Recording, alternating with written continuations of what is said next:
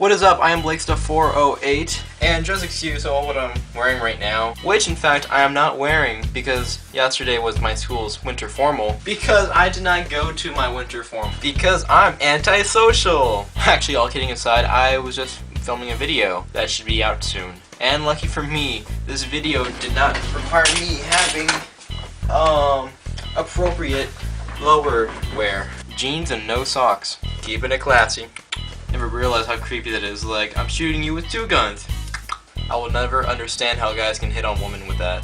But the topic of this video is not hitting on women, which sooner or later probably may be a topic of a video.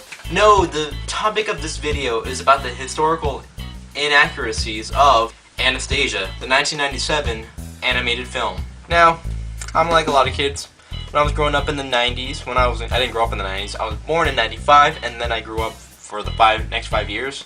And having an aunt that was in love with the movie, I've seen it many times. But that was when I was younger and had no idea what was going on, and had no idea about the history of the Romanov family. But nonetheless, it was a fun movie, really well made, which will be forever a childhood memory of mine.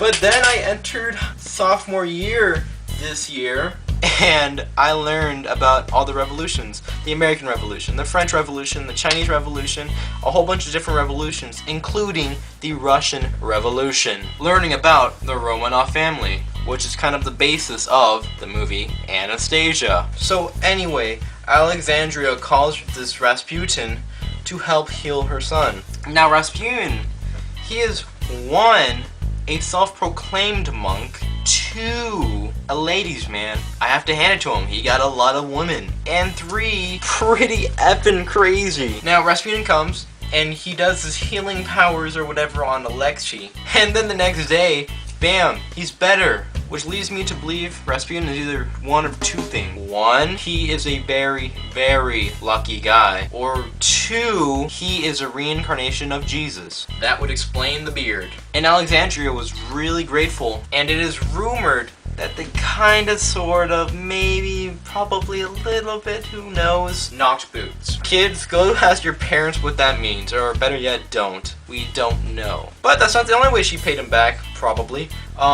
What we do know is that he was allowed to make key decisions in the government. Which normally, if it was a doctor or something, or a philosopher, I would say, sure, why not? But no, we're talking about Rasputin. Rasputin being this crazy dude. And now he gets to control, well, he doesn't get full control, but he gets a pretty big grasp on the government. And plus, he was just a bad leader. He's always drunk, he was always willing to take in bribes. And not last but not least, he's effing crazy! Well, and then, while in power, people tried to kill him about 10 times. And it wasn't until the 11th time when they actually killed him. Which just makes me further believe that Rasputin is a reincarnation of Jesus. And yeah, that's the story of Rasputin. But not according to Fox Entertainment. No. The story of Anastasia goes that during an anniversary of the Romanov family in power, I think it was like the 300th anniversary, they're celebrating, and then all of a sudden, Rasputin comes in, evil looking and really creepy looking very vaguely what he actually did look like in real life. And he comes in looking all evil. And they say, "I banished you from here, what are you doing back?" Which I'm like, okay, I'm pretty sure that didn't happen. Rasputin was killed, not exiled. And he says, blah blah blah blah blah blah, I want to destroy the Romanov family. At which point I was like, oh my god. Rasputin was not hell-bent on destroying the Romanov family. He was just some crazy drunk who had a little governmental power for a little bit. And that was it. But no, he comes in saying, I'm going to kill the Romanov family. And then he proceeds to attack everyone in the palace. And then Anastasia escapes, almost being killed. Escapes out of some service quarters. And then lives a peasant's life. Which some people do think may have happened. It's an urban legend that I can understand.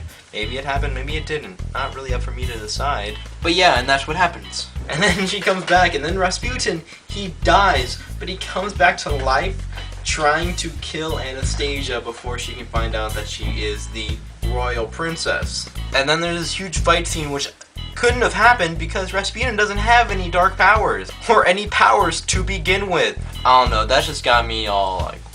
But although Rasputin did not have any magical powers or any dark powers and never came back from the dead, he did indeed have the voice of Emmett Brown. Dr. Emmett Brown if you're not nerdy. The Doc if you're less nerdy.